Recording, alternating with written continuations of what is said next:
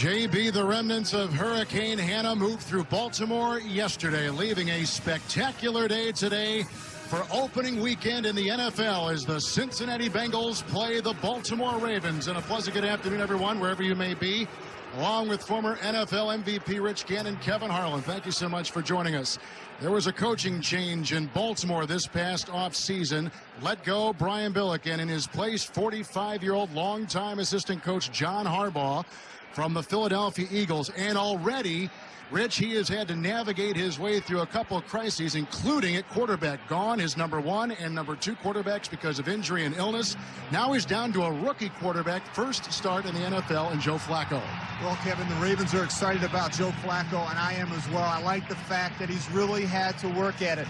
He started off at the University of Pittsburgh. He didn't get an opportunity there, and so he transfers to Delaware. And he wound up running the scout team his first year. But he hung in there, he battled, he wound up leading them to a title game, and he shattered most of the records at Delaware. He did really well at the Senior Bowl and at the Combine, and he really propelled himself to be the #1 pick.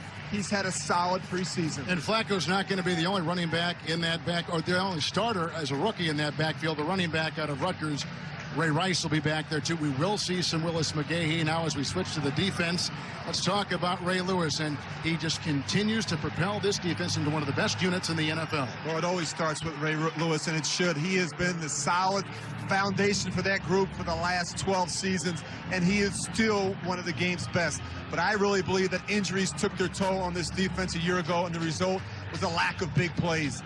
They need to find a way to get the takeaways, the sacks, and the interceptions up from a year ago. Health of this unit has to be a concern. And the Ravens today will miss Kelly Gregg in the middle of the nose tackle, but Reed and McAllister, although not playing in the preseason, will both start this afternoon. Now for the Cincinnati Bengals and their sixth-year head coach Marvin Lewis, who is back.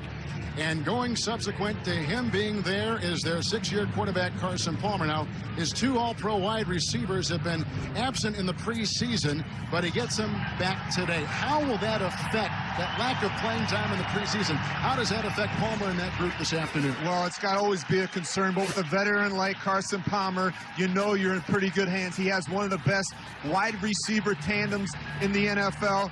You see Chad Johnson.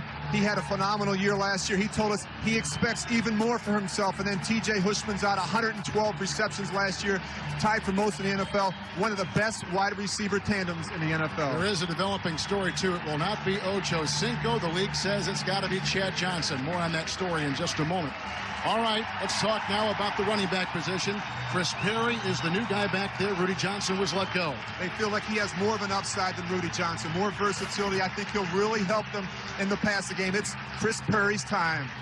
And now today's Home Depot tools to victory in this game this afternoon. Well, Cincinnati defense has long been a problem for the Bengals. That's why for the fourth straight year, they used their #1 draft pick on a defensive player, linebacker Keith Rivers out of USC. They need more production and consistency from this defense.